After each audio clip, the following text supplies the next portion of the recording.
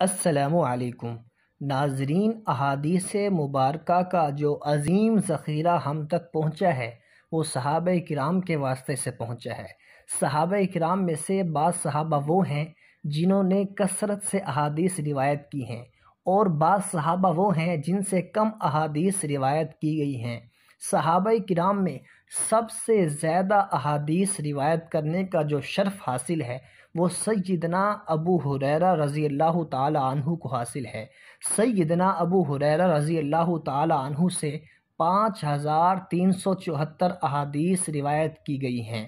دوسرے نمبر پر حضرت عبداللہ بن عمر رضی اللہ تعالی عنہ ہیں، جن سے 2630 احادیث روایت کی گئی ہیں۔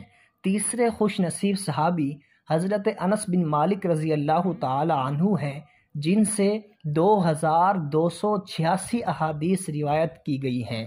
چوتھی خوش نصیب ام المؤمنین طیبہ طاہرہ حضرت عائشہ صدیقہ رضی اللہ تعالی عنہا ہیں، جن سے 2210 احادیث روایت کی گئی ہیں۔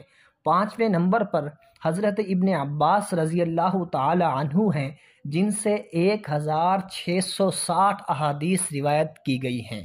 چھٹے نمبر پر حضرت جابر بن عبداللہ رضی اللہ تعالی عنہ ہیں، جن سے 1540 احادیث روایت کی گئی ہیں۔ ساتویں نمبر پر حضرت ابو سعید خدری رضی اللہ تعالی عنہ ہیں، جن سے 1170 احادیث روایت کی گئی ہیں۔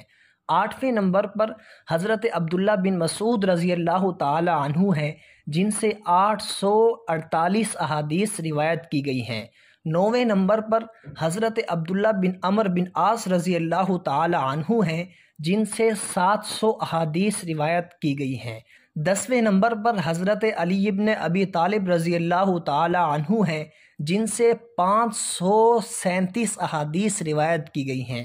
11ویں نمبر پر حضرت عمر بن خطاب رضی اللہ تعالی عنہ ہیں، جن سے 536 احادیث روایت کی گئی ہیں۔ اور 12ویں نمبر پر حضرت ام سلمہ رضی اللہ تعالی عنہا ہیں، جن سے 378 احادیث روایت کی گئی ہیں۔